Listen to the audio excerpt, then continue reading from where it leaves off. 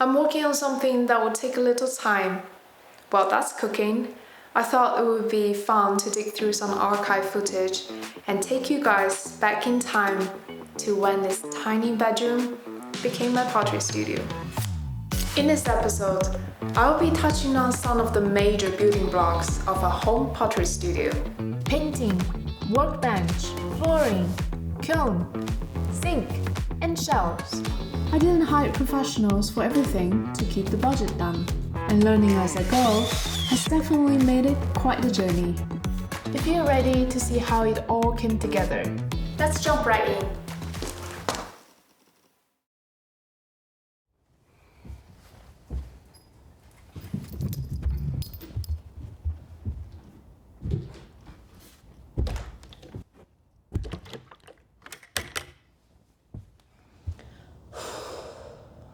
The paint is here. My glute's got some good exercise today. We're ready to get started. Wait a second. I almost forgot. We had to take down that closet wall first.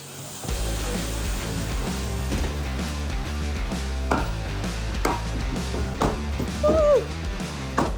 At first, I thought I could do it myself after watching this YouTube video of a badass girl demolishing her wall in her flip-flops. But then I realized there were so many steps: rewiring the electrical, fixing the wall, texturing it. I'm really glad I asked for help.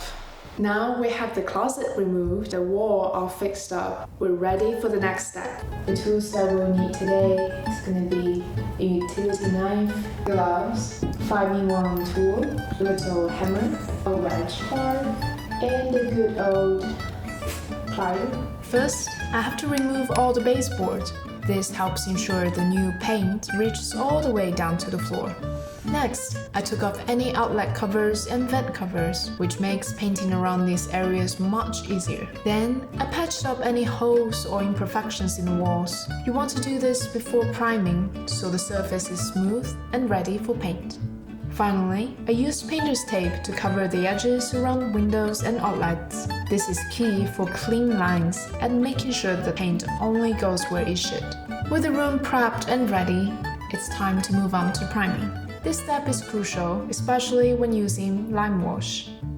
It helps it adhere better to the surface and it gives a more even finish. Priming complete. That was about a little bit over 7 minutes. 7 hours. I did 2 coats of primer on the ceiling and all the walls. Very excited for tomorrow, where I will start, finally, lime washing the wall. Once the primer is dry, it's time to mix up the lime wash. Lime wash has to be applied with a brush, which gives each wall its own character. No two walls will ever look the same because of that hand brush finish. And with how fast it dries, keeping that wet edges is key to achieve the even surface. Painting the walls isn't something that's necessary for a pottery studio, but this is the space I'm going to spend a lot of time in. So, in a way, it's almost as important to make it look nice as to make it functional. Speaking of functionality, let's move on to building one of the most important parts of the studio.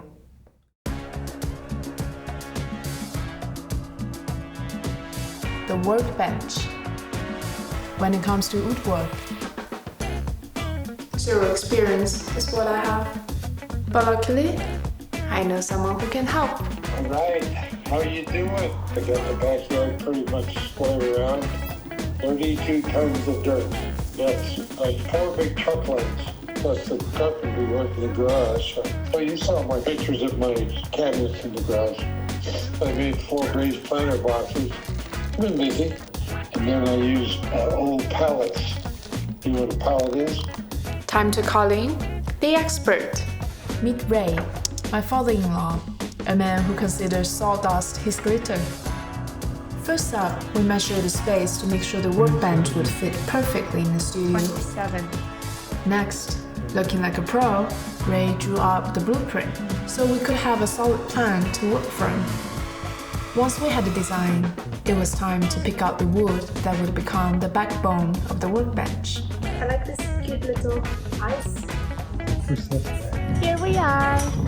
Got our table. With everything ready, we started putting the table together. Oh, did I mention that he absolutely loves to be on camera? After Ray did the heavy lifting, I'll start sanding the surface to make it nice and smooth.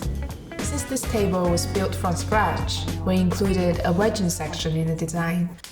To start, I secured some metal mesh to the table so it could handle the weight of the plaster. Next, I flipped the table upside down on a piece of glass, sealed the edges, mixed the plaster, and poured the mixture in. This is where things got a little out of hand. The plaster started oozing out, but luckily, it set so fast that it wasn't too messy in the end. After the plaster had dried up, it was time to clean up the edges and separate it from the glass. Did I mention this much plaster is very heavy? Whew, see that muscle? Thank goodness for all the flower bags I had to carry around in the kitchen. And that was the light side. Too heavy. With some help, I finally got it flipped, and now I can clean up the plaster. So I actually used the sander and put on the 220 grit to touch up the plaster on top. Now it looks super flat. Next up, I'm going to stain the wood so the color of the wood itself could pop up more. To make the table more functional, I added wheels so it can move around the studio easily. Now it's time to get it out of the room. Because next up, the flooring. Being a pottery studio, my first choice was cement. That's what's in most commercial studios. However, I quickly learned it can be too heavy on the second floor. I can't use wood either, with all the mopping and wet clay. So I ended up going with LVP planks. It's waterproof and sturdy against scratches. Oh. Yeah. Being one of the easiest projects in the flooring family, there's still a lot of steps. First, I had to take out the carpet, then the carpet padding, and the nail board to secure the carpet in place. Next, I needed a belt sander to level the floor, an oscillating tool to get into those tight corners near the door jambs, and some kind of saw for those precise angle cuts. This is so loud! Unplug! It started to become clear that this project would involve lots of trial and error. Shouldn't there be a guard or something? For a newbie like me. But where's the switch? And back then, I really just want to start making pottery soon. So I made a call and decided it was time to ask the pros for help. I did try though. I laid some planks downstairs where the cement subflooring is flat. But when the professionals came in, they had to take them out and redo everything. Sometimes it's best to let the pros do their job. Next is the elephant in the room.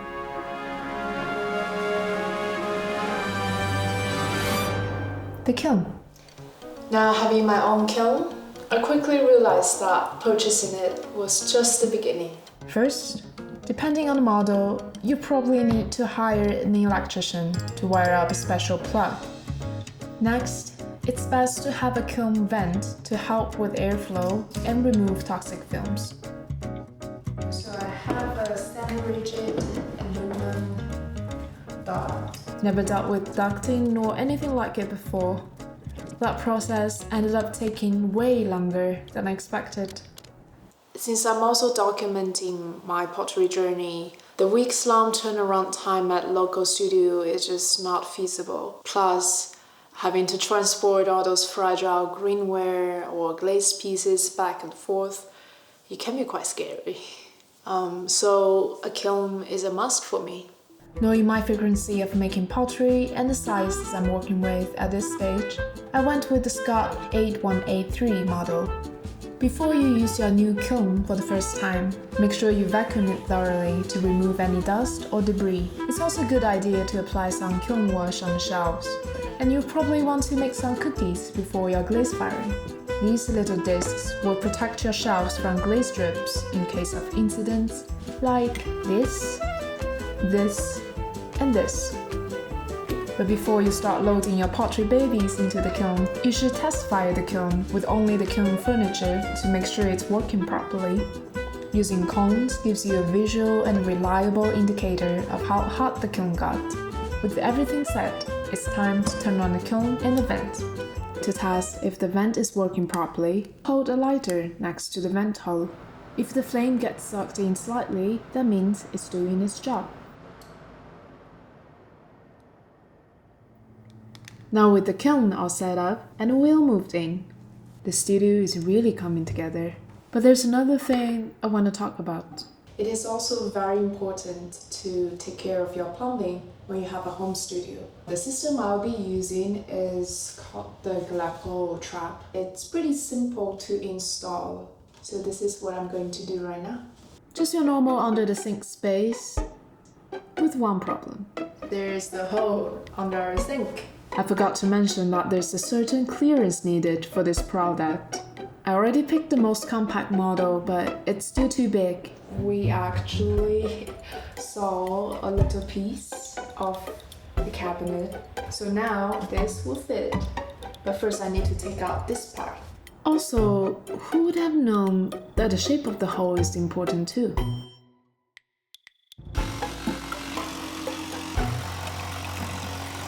Now this should be pretty easy. Nice. Moment of truth. Now I'm going to run water for about 1 minute and see if there's any leakage. I think it's a success. The second day after the trap was installed, I realized a serious problem. After I made a hole in a cupboard, the wood subflooring was completely exposed to the sink. The trap is working fine, but who knows over time if it will hold. Imagine a leak getting into the subflooring. That damage would be pretty hard to control. Smart as I am, I came up with a solution. A temporary one, but it's working. I even have a piece of paper towel down there that I check from time to time to see if it's damp. Pretty good, huh? But for real, any suggestions from the real DIYers out there to fix this better? Finally, the shelving. This should be a fairly straightforward process. First, I find out where the studs are in the wall, then mark where to draw in the brackets. And then I'm measuring the distance from the ceiling to the brackets hole to make sure they're aligned and parallel to the ground. But who knew your ceiling may not be straight? Always make sure to double check. Getting the screws into the studs can be a bit of a struggle. It only took me about 4 hours to put up the first shelf. The next day, I learned from the previous day's experience and started doing steps in batches to finish the wall a lot faster. Just a little better every day, right?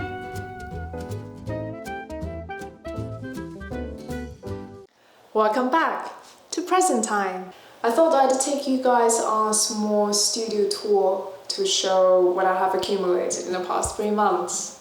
Let's check out the workbench first. I've got this plant that's been hanging on for dear life for months now. I love plants, even though I've killed a good amount of them.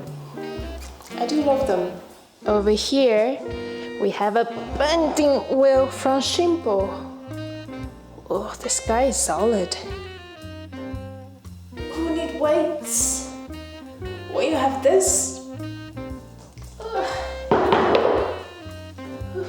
Next to it are 2 plaster boards I made with those plastic containers down there. I use them mostly to recycle the clay. Under them is the wedging section. I actually don't use it that often. Usually the wood surface will be good enough. Also, Just don't want to get it dirty. So far, I've only watched porcelain on it. You know how things are with those new toys. Inside this bucket, I have all the clay I recycled from the 200 cylinder episode. Everything I made since then were from those recycled clay. And this one next to it is the hoarding center of plastic bags and cover. Moving on to the shelves. I use these ones mostly for greenware and glazed pieces since they are close to the kiln. You've probably seen most of the stuff. Those are the survivors from the 200 cylinder, and we got the test tiles here from the bare plate. Here are some backup guys for the lantern episode. Yeah, sometimes I do make backups just in case something disastrous happens. So far I've been pretty lucky, none of them has appeared in the videos. I do work with a very tight schedule, and pottery is a long process, which gives me very little room for mistakes. I'm still figuring things out.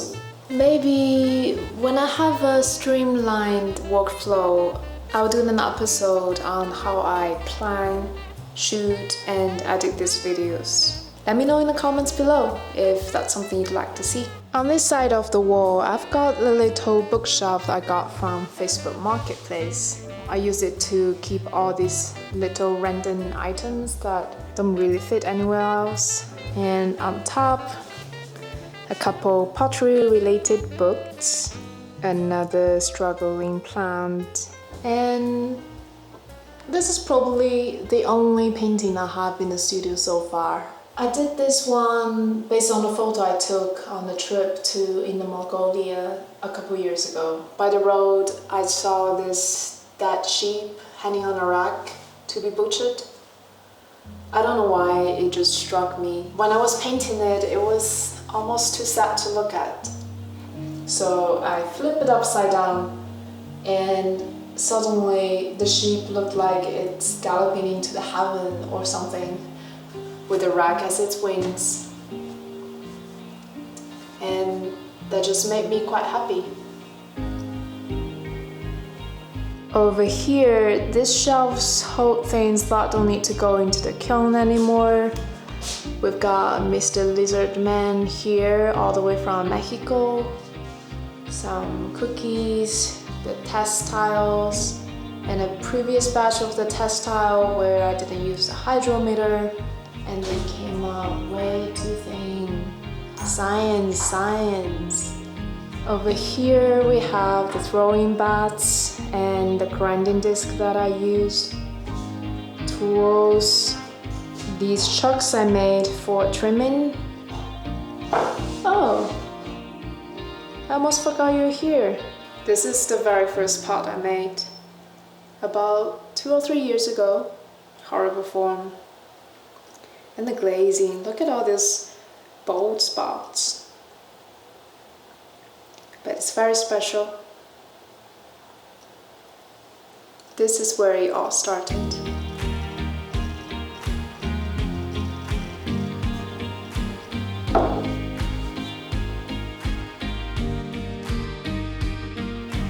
That's all for today. I hope this video is helpful to some of you guys. Thanks for watching, and I see you next time. If you like this video, please like and subscribe to the channel. I just did this out.